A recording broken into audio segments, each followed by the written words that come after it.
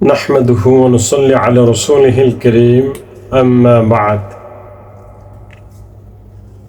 আজকে আমরা শরীর ও কাফর ফাঁক করার নিয়ম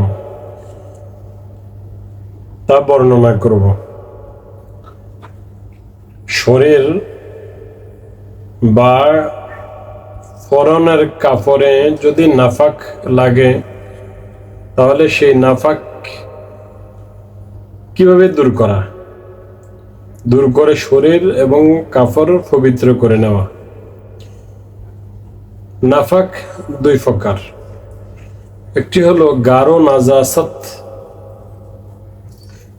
আরেকটি হলো তরল নাজাসত। গাঢ় নাজাসত যেগুলো, আরেকটি হলো পানির মতো তরল নাজাসত। আমরা প্রথমে গাঢ় নাজাসত শরীর বা কাপড়ে লাগলে কিভাবে আমরা পাক করব এই সম্পর্কে আগে আমরা জেনে নেই। শরীরে গাঢ় নাজাসত অথবা কাপড়ে গাঢ় নাজাসত লাগলে তাহলে পানি দিয়ে ধৌত করবে। এই পানি দিয়ে একবার ধৌত করার পর যদি দুর্গন্ধ এবং দাগ চলে যায় তাহলে পবিত্র হয়ে যাবে।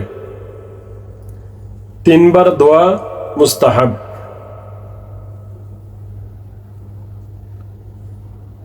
যদি দাগ এবং দুর্গন্ধ না যায় তাহলে একে একে 3 বার ধৌত করার পর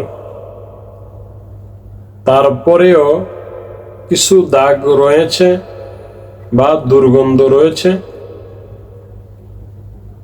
এমনও যদি হয়ে থাকে তাহলেও কাপড় বা শরীর পবিত্র হয়ে গিয়েছে, সন্দেহের কোনো কারণ নেই। আর যদি তরল নাজাসত শরীর বা কাপড়ে লাগে তাকে ফাঁক করার নিয়ম হলো তার মধ্যে পানি দিয়ে ধুয়ে, প্রথমবার পানি দিয়ে ধুয়ে ভালো করে নিংড়িয়ে নিতে হবে। দ্বিতীয়বার আবার পানি দিয়ে ধুয়ে নিংড়িয়ে নিতে হবে। তৃতীয়বার পানি দিয়ে ধুয়ে ভালো করে নিংড়িয়ে নিবে, কাপড় পবিত্র হয়ে যাবে। শরীরের মধ্যে তরল নাজাসত, তরল নাফাক লাগলেই 3 বার পানি দিয়ে ভালো করে মলে নিতে হবে, তাহলে পবিত্র হয়ে যাবে। কাপড় এবং শরীরে নাজাসত চাই নাফাকিটা গাঢ় হোক অথবা নাফাকিটা তরল জাতীয় হোক, এই নাফাকি শুধু পানি দিয়ে ধোয়া ব্যতীত অন্য কোনো উপায়ে পবিত্র করা যাবে না। শুধু পানি দিয়ে ধুয়ে পবিত্র করতে হবে। পানি জাতীয় যে জিনিস, এই জিনিস দিয়ে ধুয়ে পবিত্র করতে হবে।